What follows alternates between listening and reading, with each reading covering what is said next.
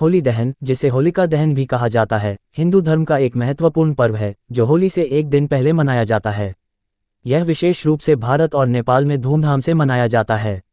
ये पर्व बुराई पर अच्छाई की जीत का प्रतीक है और हर साल फाल्गुन मास की पूर्णिमा को मनाया जाता है। होली दहन का आयोजन मुख्य रूप से राक्षसी शक्तियों के नाश और जीवन में अच्छाई की स्थापना के रूप में किया जाता है। होली दहन का इतिहास और धार्मिक महत्व।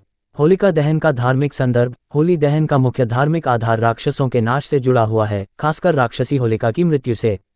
हिंदू पुराणों के अनुसार होलिका पौराणिक राक्षस राजा हिरण्यकश्यप की बहन थी, जो अपने भतीजे प्रहलाद को मारने की कोशिश करती थी।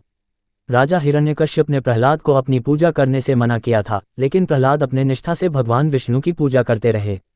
होलिका ने भगवान विष्णु के खिलाफ प्रहलाद को मारने के लिए एक चाल चली थी। उसे एक वरदान प्राप्त था, जिसके तहत वह अग्नि में नहीं जल सकती थी, लेकिन वह वरदान केवल तभी प्रभावी था जब वह अकेले अग्नि में होती। होलिका ने प्रहलाद को अपनी गोदी में बैठा लिया और खुद आग में बैठ गई, लेकिन अंत में होलिका जलकर मरी और प्रहलाद बच गए। ये घटना बुराई पर अच्छाई की जीत का प्रतीक बन गई। पौराणिक कथा। होली दहन की कहानी मुख्य रूप से विष्णु पुराण और भागवत पुराण से जुड़ी हुई है। होली की रात में होलिका दहन करके लोग यह मानते हैं कि इस तरह वे अपनी बुराई और पापों को जलाकर जीवन में शुद्धता और अच्छाई का स्वागत करते हैं। होली दहन की प्रक्रिया। होली दहन में एक बड़े लकड़ी के ढेर को एक स्थान पर इकट्ठा किया जाता है, जिसे होलिका कहा जाता है।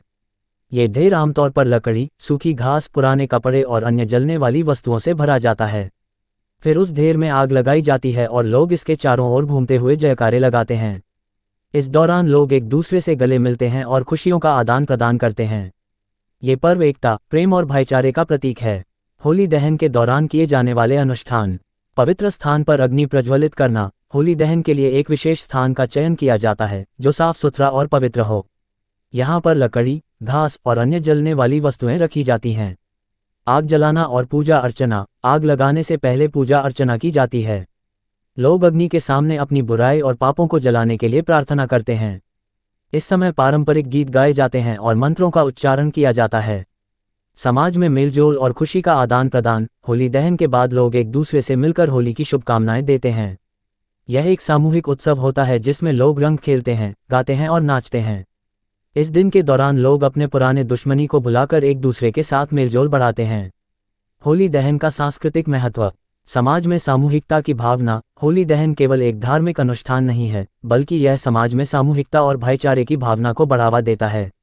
ये पर्व समाज के सभी वर्गों को एक साथ लाता है और जातिवाद, धर्म और अन्य भेदभावों को समाप्त करने की दिशा में कार्य करता है।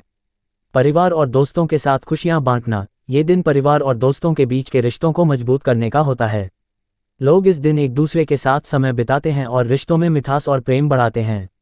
होली दहन न केवल धार्मिक दृष्टि से महत्वपूर्ण है, बल्कि यह समाज में प्रेम, एकता और भाईचारे की भावना को भी बढ़ावा देता है।